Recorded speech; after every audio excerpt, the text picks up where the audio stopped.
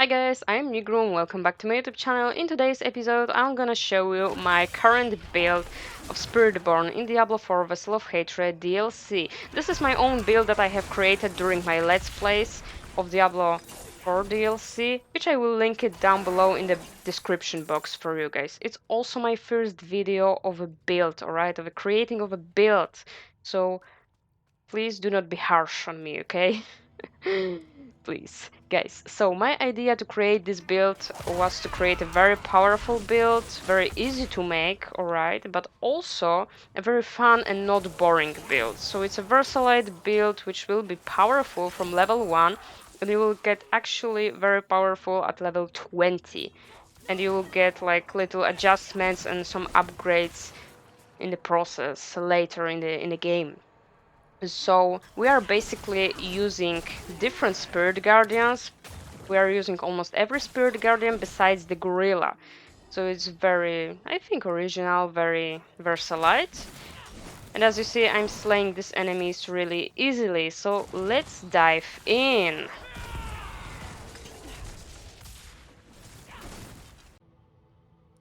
Honestly, I was experimenting with this build in the beginning because the Spiritborn class was pretty new to everybody and I didn't know what to choose in the beginning.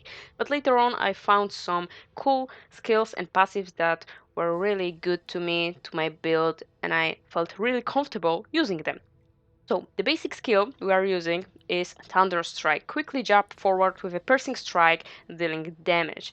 And it's an Eagle Spirit Guardian skill. Then we want to upgrade it to Enchant Thunder Strike and also to Sharp Thunder Strike. So you actually want to get all these skills and you want to actually level them up to level 5, right? All the skills. But let's focus first on getting all these skills as soon as possible because then you'll be more powerful very quickly, and then later on you can actually get passives and these upgrades behind the skill itself throughout the process, and then also the upgrade of the skill itself. But first, remember guys, let's focus on getting all the skills, right? The secondary skill, which is a core skill, it's a rake, right? Conjure clouds that rake through enemies in front of you, dealing damage, and it's a lot, alright? I mean, it's a lot of damage, alright? They are also exploding and dealing additional damage. You want to upgrade it with Enchant's Rake and also Advantages Rake. So Rake is pretty good when you are cornered, when lots of enemies are around you. You can cast this thing. It's a Jaguar skill, and then you get this Spirit Jaguar with its claws and it's slashing the enemies right around you and you can escape. And it also grants a stack of ferocity, so it's a pretty good thing to have, and it's really powerful. It's also getting some fire damage. It's pretty good, actually, pretty powerful, guys. Then, yeah, this skill, follow through. If you have some spare points, you can actually get this passive. It will help you boost up a little bit this basic skill, this Thunder Strike. Your basic skill deals 2% increased damage and it's doubled, okay, for third cast. But I did forgot about it in the process, so if you get, like I said, if you get some spare points, you can actually invest in these. All right, moving on to the third one, and it's a soar. Okay, so third one is a focus skill and it's a soar. Fly into the air, creating a cloud which makes enemies at your target location vulnerable for 5 seconds before you crash down upon dealing damage. So how this build works, we'll actually get to this after the skill tree and after showing you guys the equipment. But for now, this build is actually evading build. You want to evade the enemy's attack, you want to dodge, but also you'll be making some damage, alright? You'll be actually making some damage while you'll be dodging and evading the enemy's attack. So this is so cool about this build, and that's why I love it, alright? So Soar is actually pretty good to make enemies vulnerable, but also it grants you a teleport. You can teleport from one location to another and you can escape if you are getting cornered. So that's why I love it, alright? It's a good thing. Then you want to upgrade it with Enchant's Soar and then with Measured Soar, and it makes you unstoppable for 4 seconds. It's pretty insane, alright? Then yeah, this one I did not invest in this one. I'm pretty sure I did get this one with some equipment, I think. So if you want to invest in it, go on, all right? But moving on. Mirage. We want to get Mirage, gain 60% increased dodge chance during evade. Whenever you dodge, you gain 15% critical strike chance for 3 seconds. Because obviously we are dodging. We are constantly dodging in this build, okay? Focal Point. Gain a bonus based on the weapon type you wield. Casting a focus skill doubles this bonus for 5 seconds. So it's a good thing to boost up your weapon a little bit because in this skill, it doesn't matter which weapon you actually are wielding, right?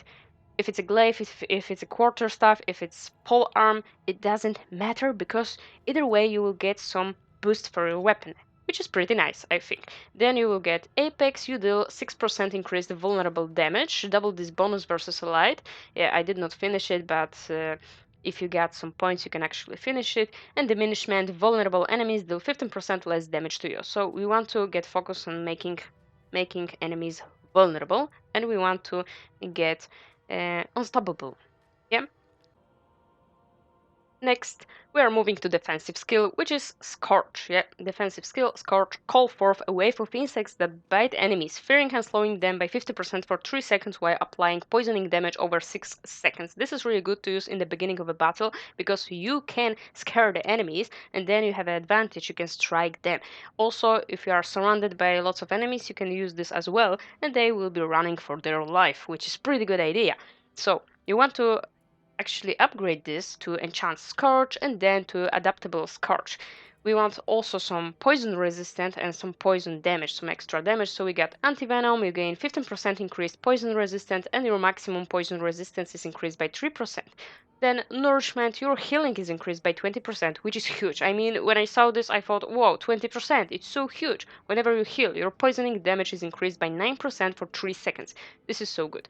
Yeah, there was one time when I thought, yeah, maybe I need some more defensive, so I got a defensive passive, but later on this build got so powerful and we got so many attacks and I was dealing so much damage that I thought, yeah, it's not needed. But if you feel like you would need some defensive passives, then you can get this one. You can actually cook something in here, right? You gain 10% block chance. After standing still for 0.5 seconds, you gain 3% block damage. Then we are moving to potency skills, and first I chose payback, but to be honest, I'm not a fan of a payback, right? It's not a payback, guys. Sorry, but I did upgrade it, but later on I decided that I won't be using it. But if you love payback, you can actually get payback. But later on I decided to use rushing claw instead. Slash a short distance through an enemy, striking all enemies along the way twice for total damage. So it's a very cool skill to use when you are fighting a light, mini boss, or boss. You are actually teleporting. You are evading the attacks of the boss on the battlefield. You are controlling this battlefield. You are evading while also doing some damage to the boss, and it's a pretty good thing because you get like 4 stacks of it. And when you are ending the fourth one, then the first one will come again, and you will actually be able to use 5 of them. So it's pretty good, right? And then you want to enchant it, right? Enchant it to rushing claw, not rotting claw, rushing claw. What are you talking about, Nighrum? Then you want to upgrade it even more to invasive rushing claw. And oh, some necromancer are just spawned in here. Hello, big boy. We want to get Ravenous to boost up our Centipede a little bit. Your Centipede skills deals 2.5% increased damage, double this bonus versus healthy enemies, and also Oppressive. Your Centipede skills deals 4% increased damage to crowd-controlled enemies and gain 30% increased crowd-controlled durations. And these two are needed, okay? These are brilliant. These are marvelous, fantastic, wonderful. You need them if you are using some eagle skills, right? If you are if your build is centered around eagle skills like mine, okay, mine got many of these eagle skills, but it's versalite, like I said, you want to get this one, alright? Get this too, actually. Your eagle skill damage is increased by 9% of your movement speeds, which is really good, and acceleration, which gives you 3 additional evade charges. And after you evade, your next eagle skill deals increased damage. So it's insane base. It's pretty good. Now moving on to the best thing in this build. I love this skill so much and I'm using it constantly. And we get like 3 charges of this skill. Ultimate skill called the Seeker. Yeah, this is the best one in this build, guys. The eagle spirit swoops down and deals damage. After a short delay, it blasts off, dealing even more damage. So this is nuts, all right? Because when it lands, it knocks enemies down for 4 seconds, and the second hit is guaranteed critical strike. This is why it's insane, alright? The Seeker constantly makes all enemies vulnerable, and also we are kinda unstoppable and untouchable when we cast this. This is pretty good, this is insane. We want to upgrade it to Harmonious Seeker and then to Exalted Seeker. Yeah, the Seeker constantly makes all nearby enemies vulnerable while active. And then we want to get to the passives. Resolution, casting an ultimate skill grants 5% increased damage to allies for 3 seconds, double this bonus if you are only fighting one enemy.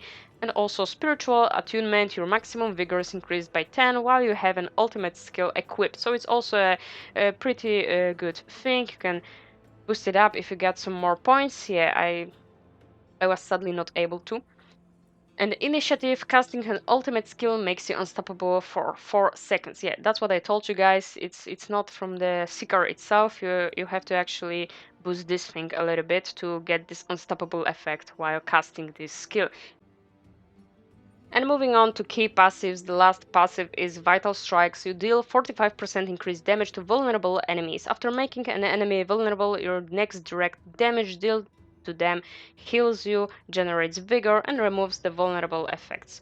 So this is it if we are talking about the 3 skills.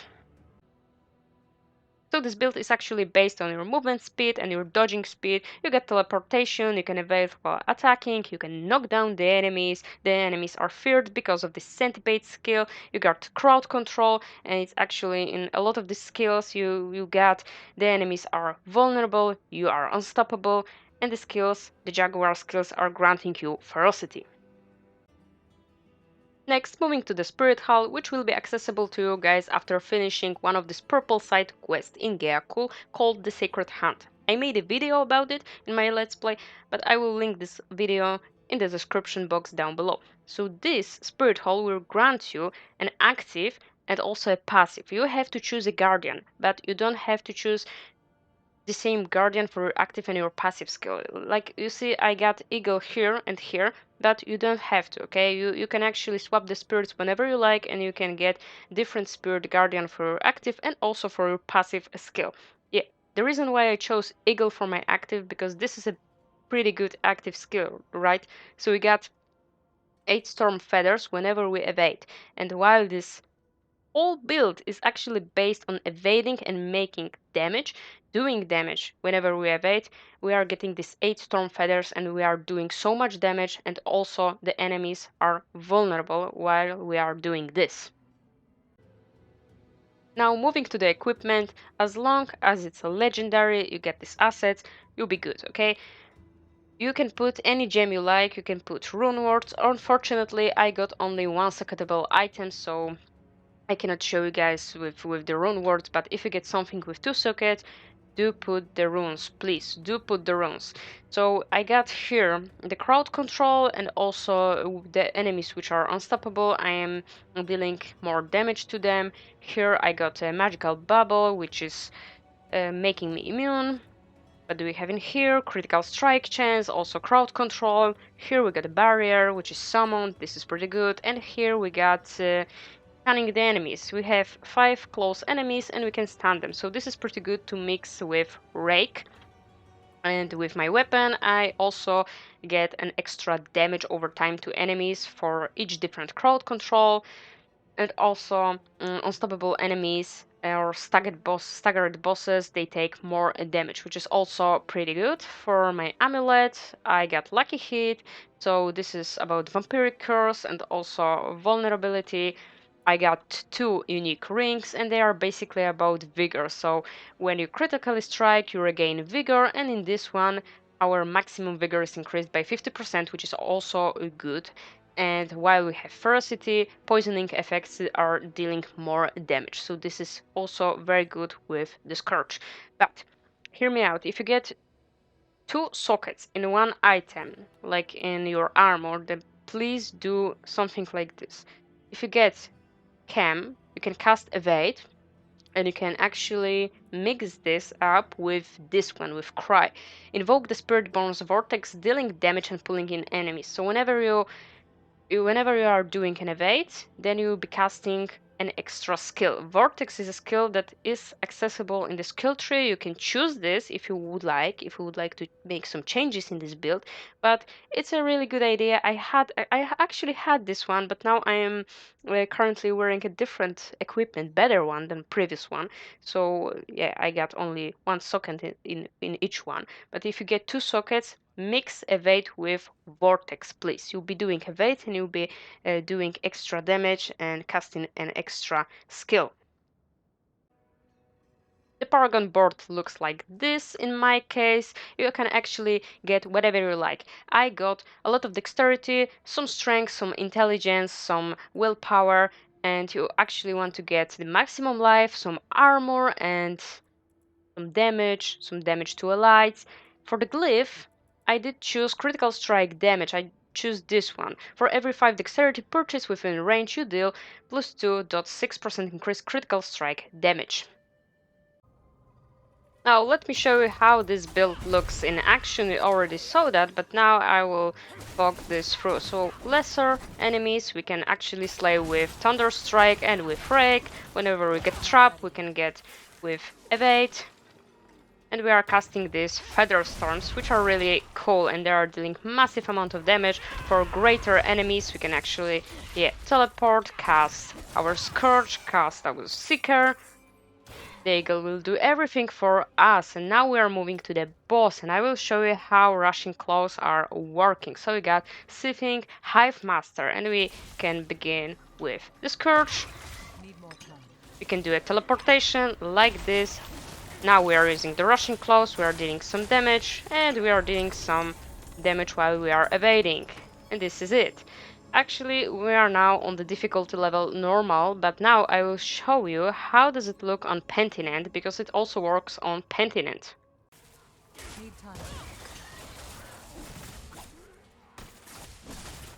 Yeah, we can teleport, we got rushing claws, we got our rake, rushing claws again, Scorch, rushing claws. Oh, this one is a little bit tougher. Yeah, everything is tougher on Penitent, that's for sure. And now we are going to the boss fight.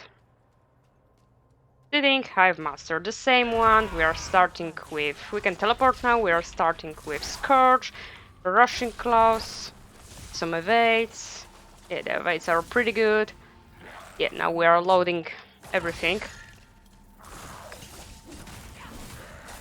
We can teleport to evade. Rushing claws. Scourge.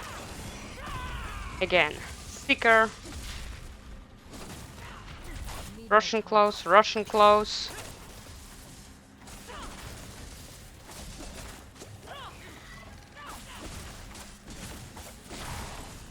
Not ready. Now we can escape. Here we go, Scourge. Need more time.